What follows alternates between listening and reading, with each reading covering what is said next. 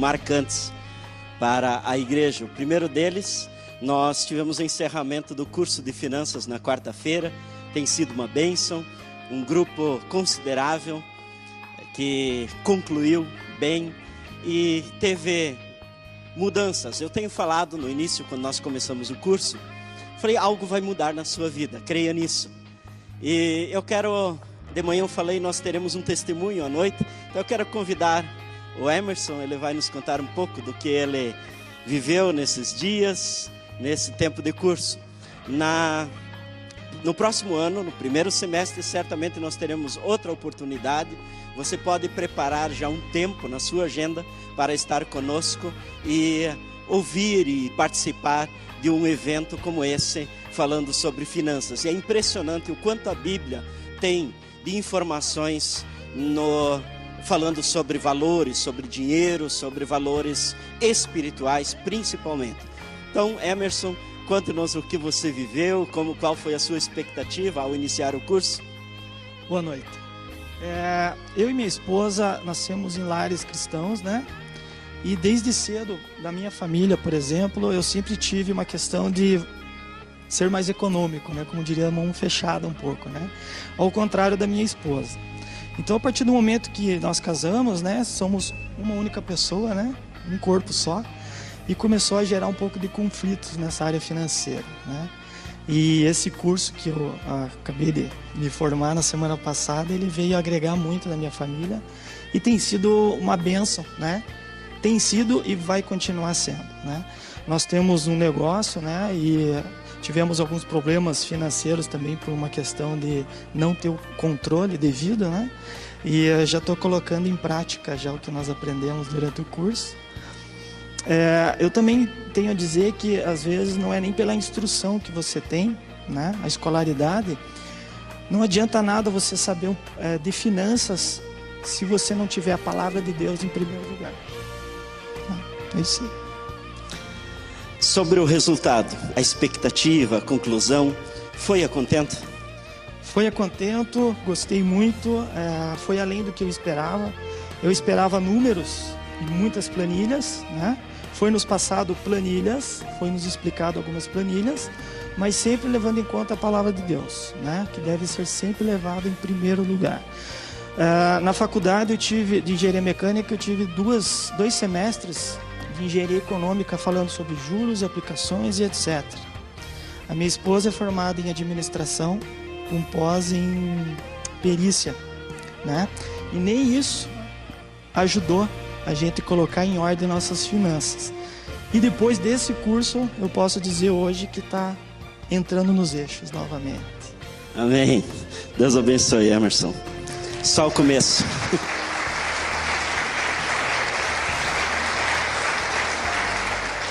O Emerson está representando a turma, mas nós tivemos o privilégio na quarta-feira, abrimos um espaço de meia hora, pouco mais, para cada um contar um pouco do que viveu, do que tem acontecido. E eu falei, uau, o Espírito Santo é tremendo. Posso garantir a vocês que eu aprendi muito durante esse curso. Deus me deu algumas lições, algumas bases em relação ao curso. Eu falei, Deus, eu não sei nada sobre esse assunto. E é impressionante como o Espírito Santo foi ministrando, foi esclarecendo algumas áreas da vida. Nós tratamos um pouco a vida financeira como pessoa, depois nós entramos como família e terminamos como finanças corporativas, falando sobre empresas, sobre valores do dia a dia e a participação da esposa como auxiliadora, né? E principalmente duas bases e duas ênfases, que era amar a Deus sobre todas as coisas e amar ao próximo como a si mesmo. Então foi um tempo maravilhoso, não tem como deixar não comentar sobre o encerramento, sobre aquilo que Deus tem feito no nosso meio. O outro momento tão especial que nós tivemos essa semana é o Café dos Pastores. Nós tivemos o privilégio de receber os pastores na igreja, aqui na Comunhão Cristã Aba. Mais de 70 pastores se reuniram nessa quinta-feira passada. Estivemos aqui na presença de Deus, orando pela cidade. O último café dos pastores acontecendo na cidade, e tivemos o privilégio de que esse café acontecesse aqui na Comunhão Cristã Aba. Nós louvamos a Deus por esse tempo. Como o Arno diz, o ano não terminou ainda, então tem muito por fazer. Por outro lado, nós tivemos o privilégio de ter essas etapas concluídas, e certamente tem muito mais ainda esse ano. Prepare o seu coração, louvamos a Deus por esse tempo. Sobre um assunto tão importante, tão interessante, sobre um tema: altar, o altar. Para isso, para quem tem a sua Bíblia, os que não têm, quiserem acompanhar nas telas, Levítico 1, versículo 1. Talvez esse texto seja um dos textos mais fortes que nos remetem a um relacionamento profundo com Deus, a um relacionamento intenso para com Deus. Esse texto de Levítico 1, versículo 1, ele diz: ora, chamou o Senhor a Moisés, e da tenda da revelação lhe disse. Apenas esse texto. Quando vemos a palavra, o chamado de Deus para com alguém, é algo muito mais forte. Talvez eu e você, muitas vezes nós buscamos chamarmos a atenção de Deus. Quantas e quantas vezes eu e você nós nos colocamos na presença de Deus e dizemos: Deus, eu desejo isso, eu quero isso para a minha vida. Senhor, eu te agradeço por isso, por aquilo. Mas em algum momento, nesse texto, Deus nos diz que Ele também chama os seus. E nesse texto, Ele chamou Moisés. E quando Ele chama Moisés, Ele traz ele para perto dele. Moisés, eu quero contar algo para você, eu quero falar algo a você. O chamado de Deus para ter um relacionamento íntimo com os seus. Nós vamos estar conversando um pouco sobre lei, sobre a base, sobre os princípios, sobre o fundamento da palavra, que nos remete a algo de relacionamento íntimo com Deus nos dias atuais, no tempo em que nós estamos vivendo, no tempo da graça. Nós podemos ter um relacionamento íntimo com Deus, conversar com Deus, ouvir Deus, e talvez Deus nos chamando. Algo muito forte, algo do favor de Deus. A Bíblia nos diz que esse Moisés, a quem Deus chamou, ele era íntimo de Deus, amigo de Deus. Nós lemos em Êxodo 33, versículo 11. Esse texto ele nos diz: o Senhor falava com Moisés face a face. Pensa você sentar em algum lugar qualquer e ver e poder conversar com Deus como um amigo. Esse texto ele nos diz: o Senhor falava com Moisés face a face, como quem fala com seu amigo. Depois Moisés voltava ao acampamento, mas Josué, filho de Nun, que lhe servia como auxiliar, não se afastava da tenda. Moisés conversava com Deus. E quando Moisés saía da presença do Deus, dessa intimidade que ele tinha com Deus, e chegava ao acampamento dos israelitas, o acampamento do povo de Israel, esse texto diz que Josué, filho de Nun, ele não se apartava da presença de Moisés.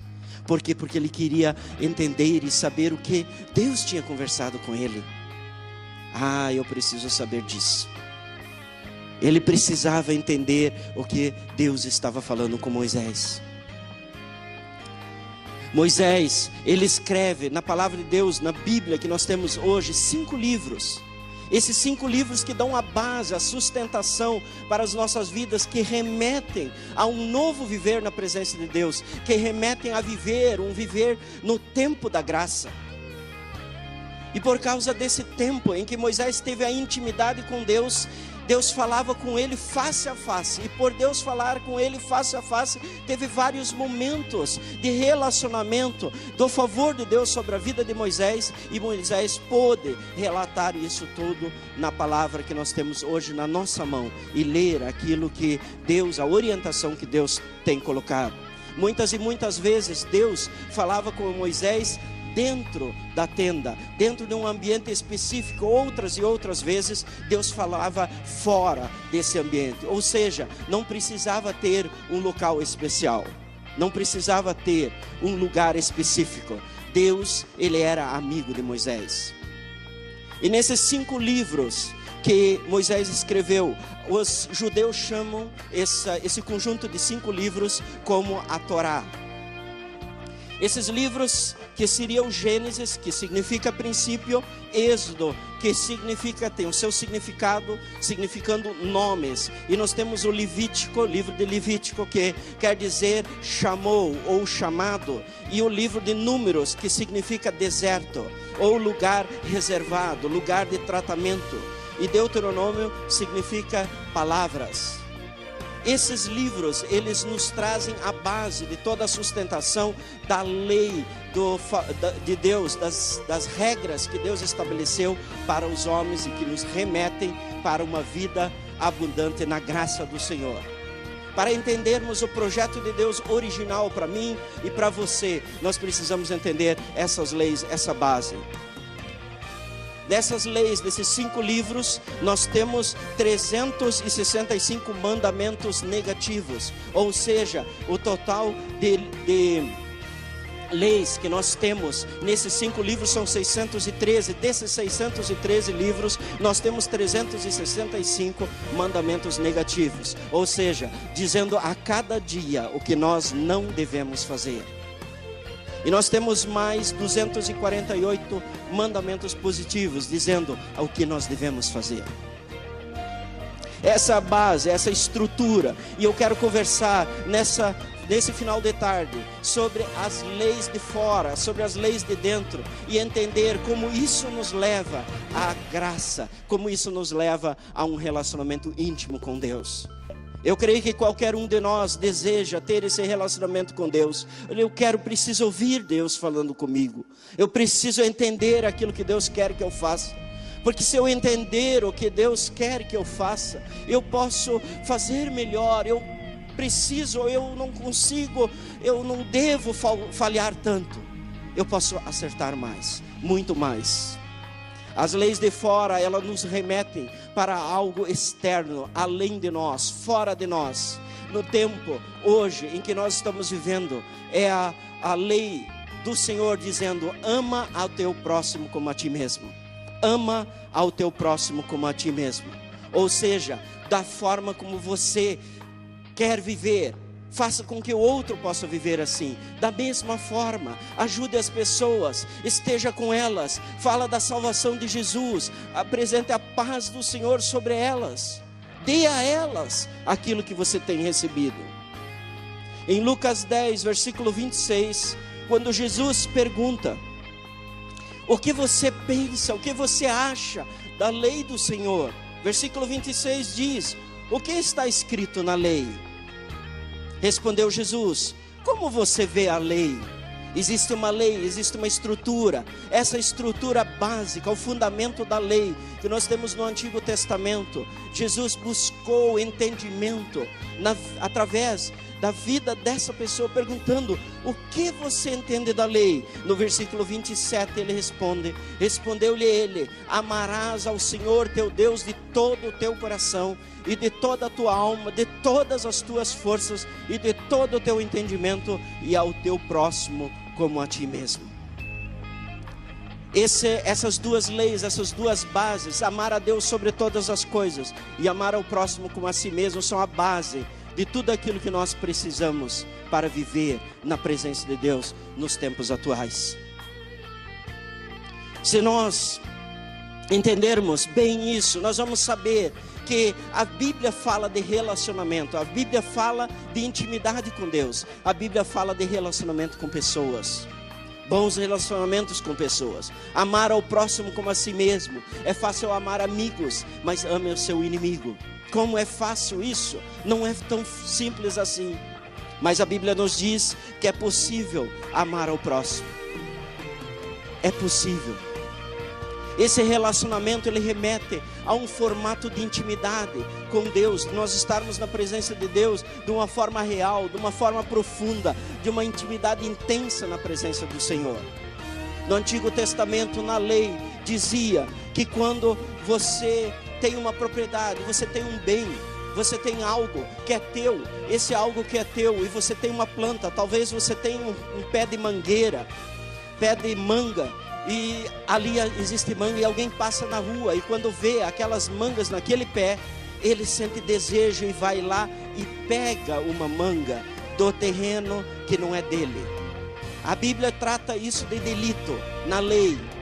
Mas a Bíblia trata algo que me chama a atenção pela lei, dizendo que se essa manga cai no chão, o dono, o proprietário daquela terra, daquela árvore, daquela manga, pegar essa manga e comer, ele está roubando. Ele está roubando. Então é mais forte o dano para o proprietário do que aquele que está tomando posse de algo. Isso a lei diz. Os judeus ficaram confusos, falou: o que isso significa? Significa que quando a fruta cai do pé, foi ação divina para abençoar alguém que não tem recursos para viver bem sobre a terra, para ter benefícios. Isso nos remete a um texto na palavra de Deus que nos fala de Ruth. Ruth era uma pessoa que estava sozinha, ela era viúva. Ela não tinha com quem ter esses recursos. Morreu primeiro o marido da Noemi, Alimeleque.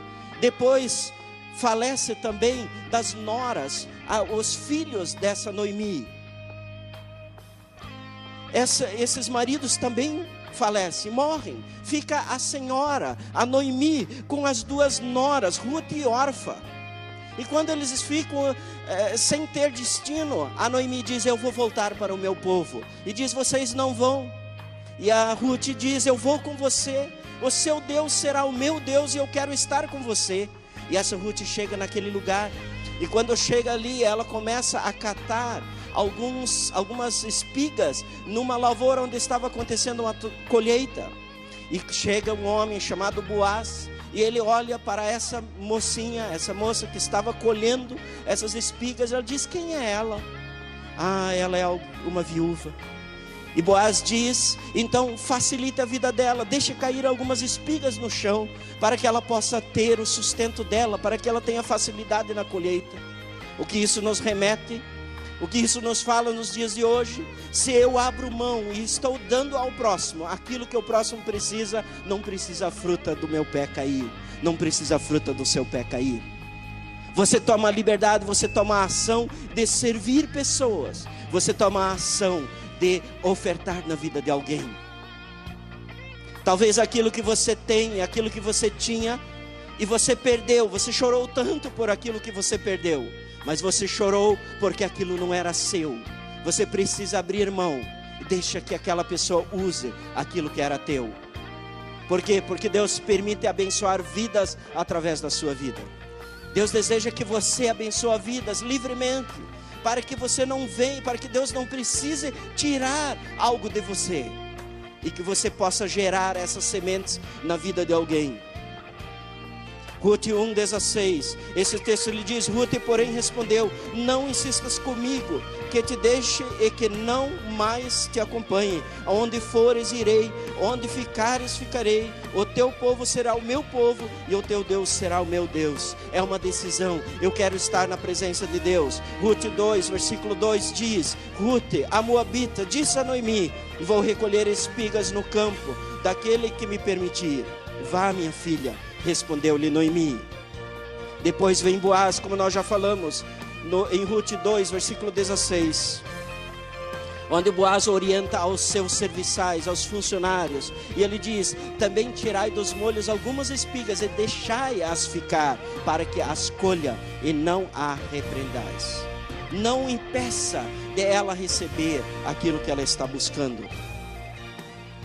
Tudo aquilo que nós entregamos voluntariamente para que outros e outros usem, é porque nós estamos abençoando vidas. Não precisa Deus cortar, não precisa haver limites. A lei dizia: se a fruta cair, essa fruta não é mais sua. No tempo da graça, nós estamos vivendo um tempo em que, se você servir a alguém, isso não mais pertence a você, isso é amor ao próximo, e você está abençoando vidas para que elas tenham a vida que você tem. Quanto mais nós abençoarmos vidas, tanto mais nós seremos abençoados, tanto mais as nossas árvores são prósperas, tanto mais frutas nós teremos, porque mais e mais frutas nós estamos arrancando para entregar para vidas. É a diferença de viver na lei e viver na graça. Mas a Bíblia diz também que nós temos as leis de dentro. As leis de dentro são leis mais intensas, mais profundas. É amar a Deus sobre todas as coisas. Essa é a lei de dentro. Algo que está em nós. Algo que está dentro de nós. Amar a Deus sobre todas as coisas é estar na presença de Deus e viver intensamente para com Deus, ao ponto de conversar com Deus e ter um relacionamento íntimo com Deus. A lei de dentro diz amar a Deus sobre todas as coisas. Colocar a Deus acima de todas as coisas. Amar a Deus sobre todas as coisas. Nós queremos falar um pouco sobre esse Moisés. Como esse relacionamento na lei se originou para nos remeter a um tempo da graça. Para entendermos o tempo da graça. Êxodo 24, versículo 15 diz: E tendo Moisés subido ao monte, a nuvem o cobriu. Versículo 18. Êxodo 24, 18. Moisés, porém, entrou no meio da nuvem, depois que subiu ao monte, e Moisés esteve no monte 40 dias e 40 noites. Moisés estava na presença do Senhor, um nível mais alto, estar íntimo de Deus por 40 dias e 40 noites, na presença do Senhor. Talvez nesses 40 dias ele não tenha dormido, ele não tenha ido ao banheiro, ele não tinha se afastado da presença de Deus em momento nenhum, porque a Bíblia diz que ele estava na presença de Deus por 40 dias e 40 noites. Talvez nesse tempo Moisés alcançou o nível mais alto de estar na presença do Senhor. Talvez um relacionamento tão íntimo, ao ponto de ser como anjo na presença de Deus, de não precisar dormir, não precisar fazer nada do que humanamente se faz. Ele estava na presença de Deus. Nesse momento de estar na presença de Deus, ele volta daquele lugar, e quando ele volta, ele diz: eu recebi algo do Senhor, porque Deus mostrou algo especial para ele, quando ele estava na presença do Senhor, nesse tempo, por esses 40 dias e essas 40 noites. Talvez Moisés foi o segundo a entrar num tabernáculo que foi tirado de Adão e Eva.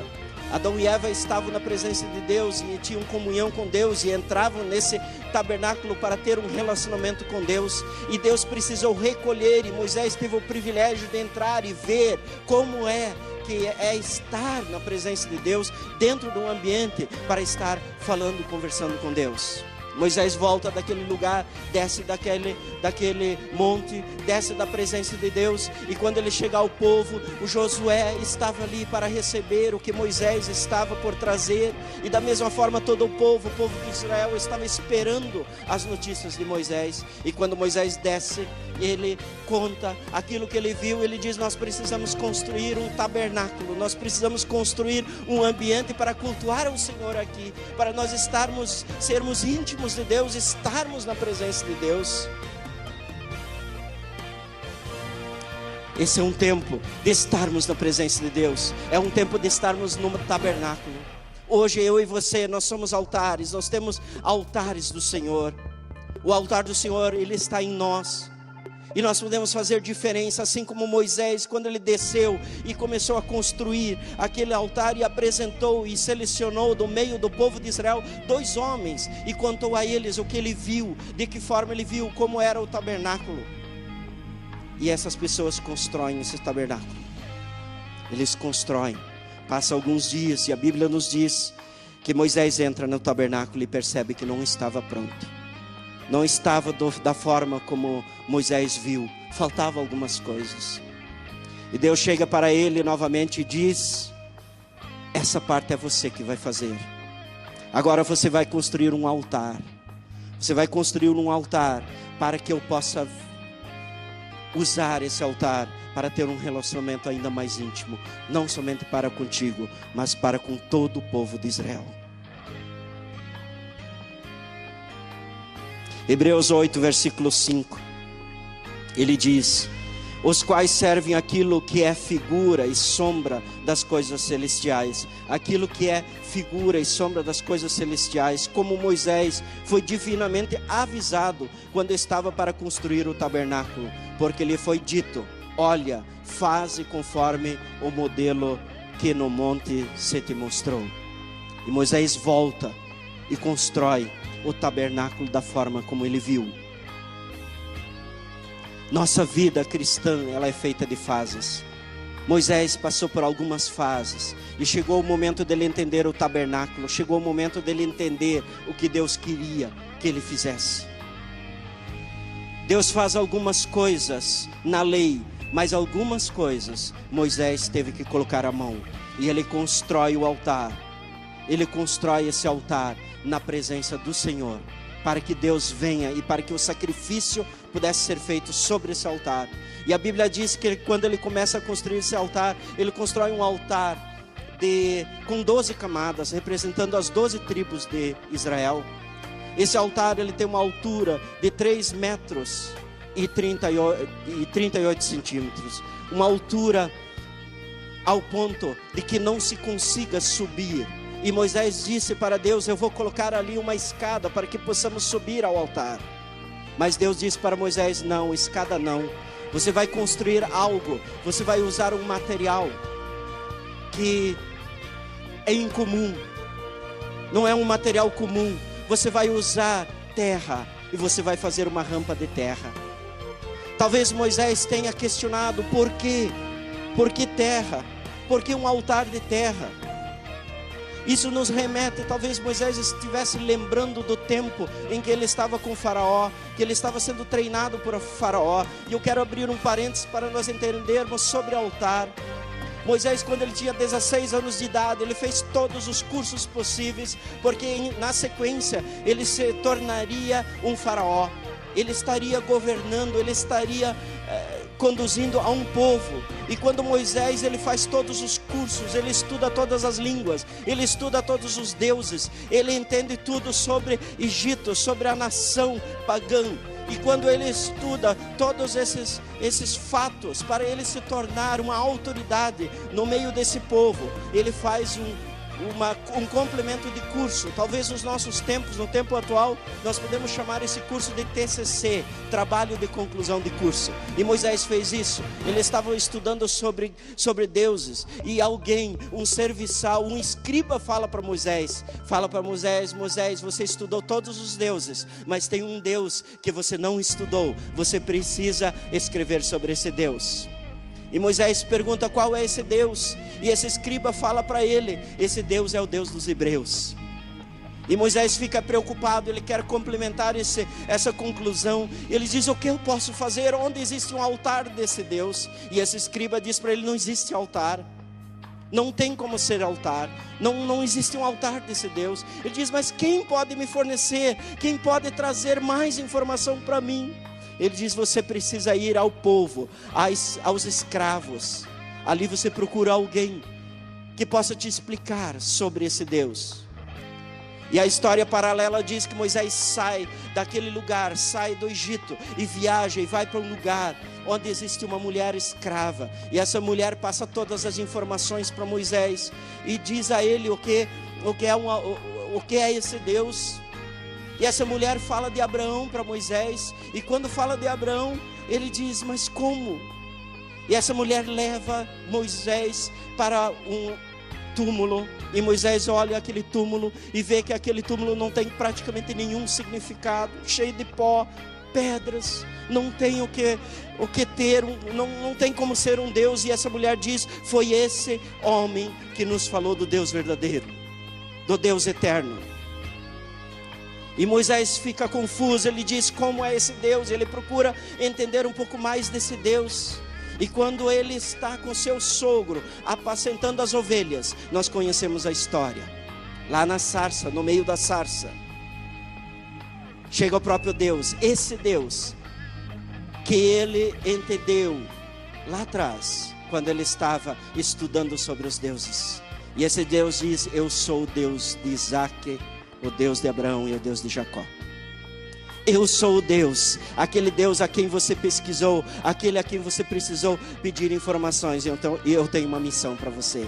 Começa a história de Moisés, e Moisés começa um novo relacionamento com Deus, na presença de Deus, servindo a Deus. Isso acontece 64 anos depois, quando Moisés já estava com 80 anos de idade. 80 anos de idade. Deus leva a ele uma missão.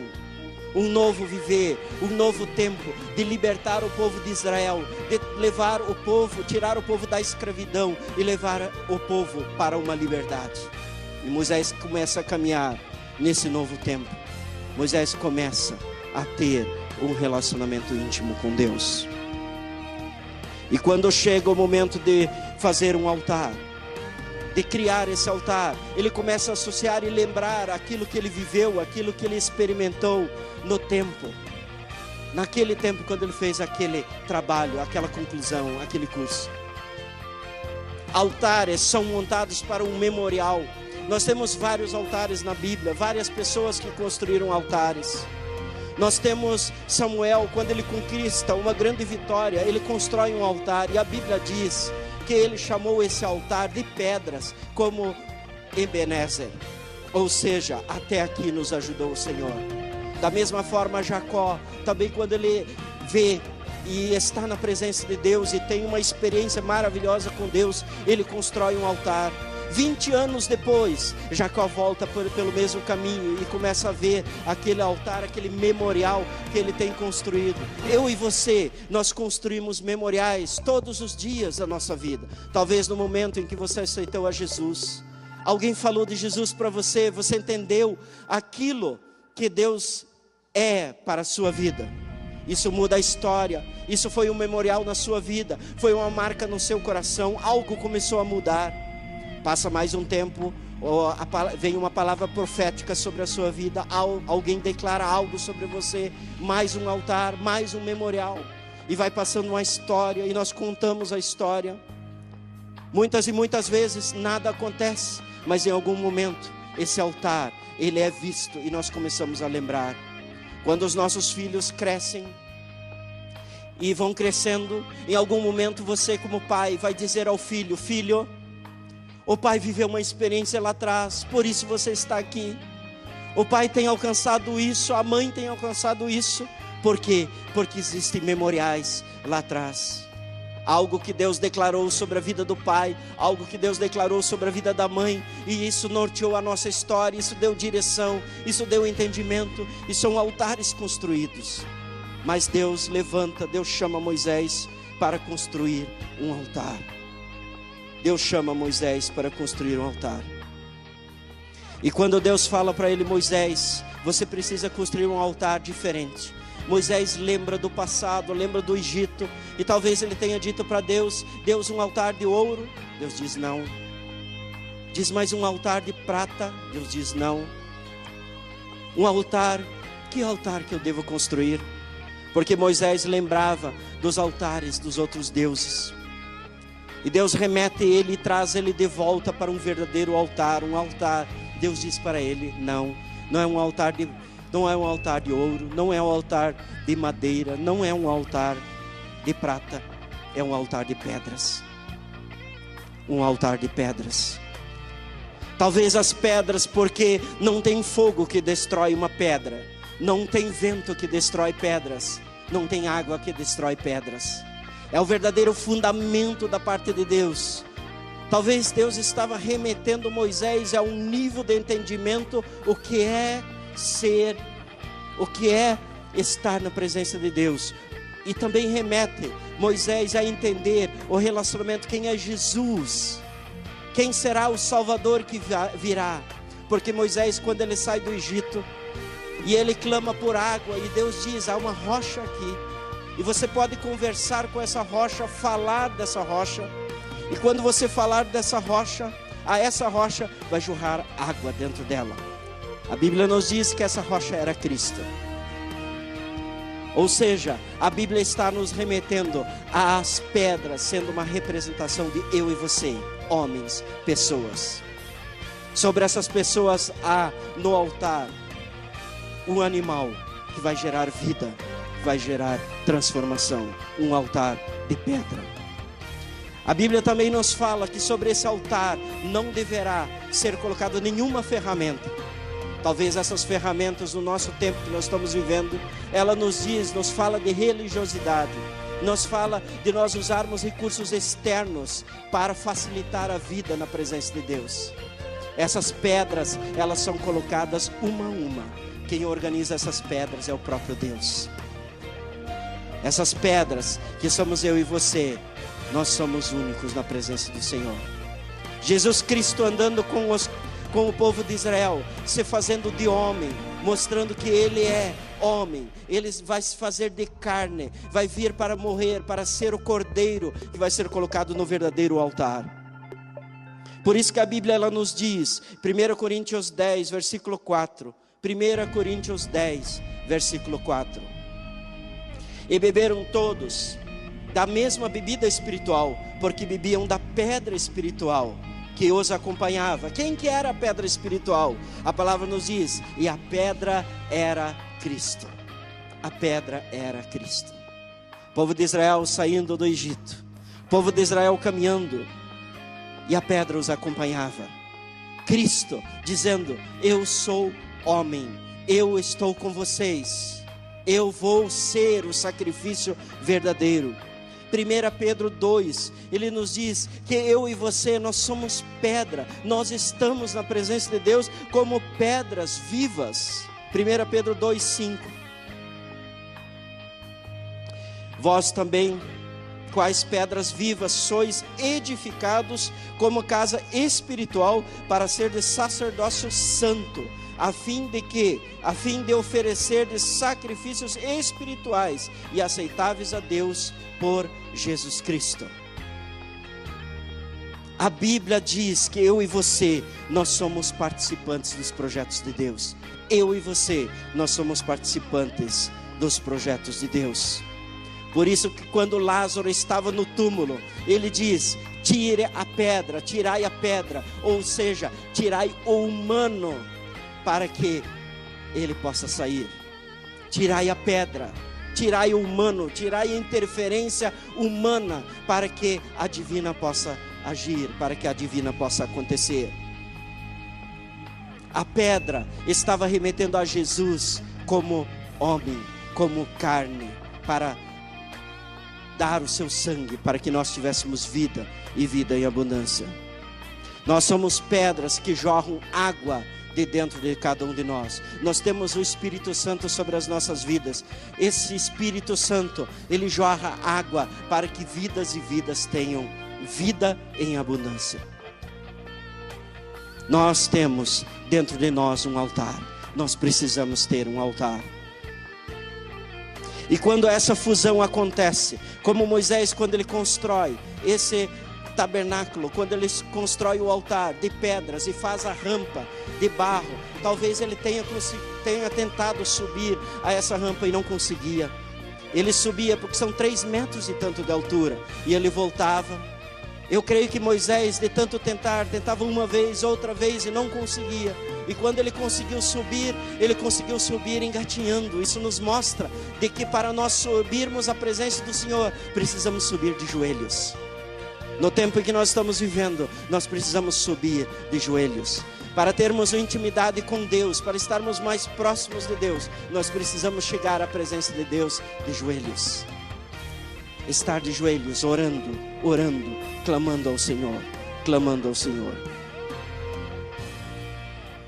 Por isso que quando Deus dá orientação a Moisés, Êxodo 20, versículo 25, ele diz, se me fizerem um altar de pedras, não o façam com pedras lavradas, ou seja, não trabalhe a pedra, pega a pedra do jeito que ela é, porque o uso de ferramentas o profanaria, ou seja, aquela facilidade que eu e você nós queremos dar às coisas de Deus, ela profana o templo de Deus, ou seja, o nosso relacionamento diante de Deus, ele não passa, não é íntimo, não é profundo. Versículo 26 diz, não subam por degraus ao meu altar, para que nele não seja exposta a sua nudez. Faça um degrau. Tudo que é fácil não tem valor. Deus estava gerando uma dificuldade. Moisés precisava subir. Moisés precisava empenhar forças para chegar a um nível mais alto, onde havia o sacrifício, onde havia o derramamento de sangue e rampa de barro. Deus é especialista para trabalhar barro. Deus sempre trabalhou. Ele trabalhou barro quando nós fomos formados. Quando Adão foi formado, ele foi formado do barro. Então Deus entende de barro. Deus sabe o que é o barro. E quando ele traz Moisés para a lei e dizendo: você faça uma rampa de barro. E por outro lado, essa rampa, quando ela estava feita, o altar estava feito, ali acima do altar, Deus disse a ele: faça agora um buraco. Nesse buraco coloca fogo. Quando você colocar fogo, não deixe esse fogo acabar. Levítico 6:13 diz: mantenha o fogo aceso continuamente no altar. Não deve ser apagado. Nós temos um altar dentro de nós. Nós somos corpo. Nós fazemos parte do corpo de Cristo. Dentro de nós existe um altar. Dentro de nós existe uma chama acesa. A Bíblia diz que eu e você, nós não devemos deixar essa chama acabar, essa chama apagar. Nós estamos na presença de Deus, cheios do Espírito Santo. Essa chama do Espírito Santo nas nossas vidas, ela aquece mais vidas, mais pessoas, para que cada um possa levar vida a outras pessoas. E acima desse altar havia sangue. Nós temos o sangue de Cristo hoje, que nos traz vida, que nos traz a um nível mais alto, que gera vida para outras pessoas e gera esse relacionamento íntimo com Deus. Jesus Cristo, o verdadeiro sacrifício. Quando esse altar é construído e a ovelha sobe e é derramado o sangue, isso nos mostra que Deus, Ele não ouve pelos ouvidos, Ele ouve, Ele cheira o sacrifício, Ele cheira sangue. Sangue é vida, sangue traz vida. Quando eu e você, nós queremos nos apresentar diante de Deus, nós temos o direito legal pela vida, ou seja, através do sangue de Cristo. Jesus foi levado ao altar e não falou nada, ficou em silêncio. E chegou e morreu. E quando ele estava na cruz, somente quando ele estava na cruz, ele abriu a sua boca, para que eu e você, nós tivéssemos vida. Por isso que a Bíblia ela nos diz em Efésios 5, versículo 2: andai em amor como Cristo também vos amou, e se entregou a si mesmo por nós, como oferta e sacrifício a Deus em cheiro suave. Ou seja, o sangue derramado foi um cheiro suave na presença de Deus, para que Deus pudesse receber o sacrifício de Jesus, para que eu e você nós tivéssemos vida. Saiba de uma coisa: tudo aquilo que você fez e aquilo que você faz todos os dias da sua vida, você está levando cheiro suave à presença do Senhor. Você está levando cheiro suave à presença do Senhor. Já vi muitas pessoas dizer: hoje, nesse dia, eu dei o meu sangue para que isso acontecesse. Isso é uma verdade. Você faz o teu sacrifício, você faz o teu trabalho, você dá vida para que aquele trabalho aconteça. No final do mês, quando você recebe algo em troca, você não recebe dinheiro, você recebe em troca algo que você deu. Você serviu pessoas, você deu a alguém, você deu ao próximo algo que Deus colocou sobre a sua vida. Deus colocou sobre a sua vida, vida em abundância. E essa vida, todos os dias, você dá uma parte da sua vida, você vai gastando a sua vida. Porque Jesus Cristo é aquilo que nós precisamos para as nossas vidas. Jesus Cristo é Rei, Jesus Cristo é autoridade, e por causa disso Ele coloca sobre as nossas vidas a autoridade. Quando nós servimos alguém, quando nós estamos trabalhando alguém, por isso que a Bíblia diz: tudo que fizerem, faça como ao Senhor. Tudo que você fizer, faça como ao Senhor. Então tudo aquilo que você faz, aquele dinheiro que você leva ao supermercado, aquele dinheiro que você leva à padaria, ali existe uma parte do teu sangue. Ali existe uma parte do sangue. Você leva uma parte do seu sangue para a padaria, para o posto de combustível, talvez para a oficina, para alguns lugares. E Deus pede para você: onde está o teu sangue? Onde está o teu sangue? Onde você deixou parte do teu sangue? Talvez num cartão de crédito, talvez no banco, não sei.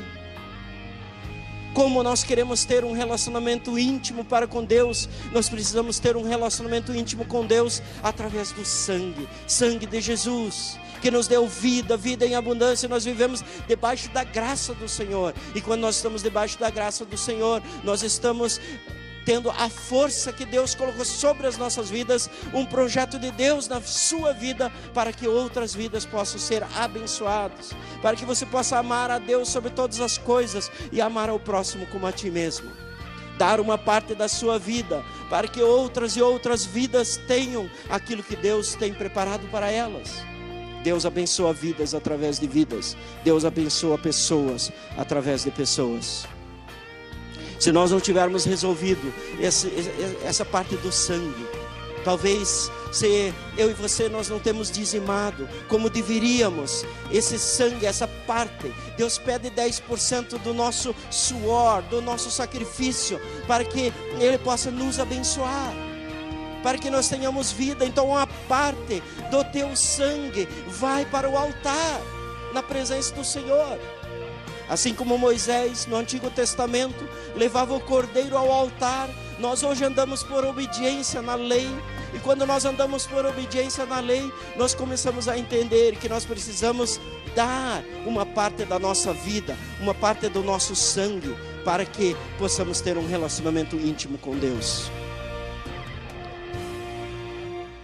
Deus, Ele só se relaciona com sangue.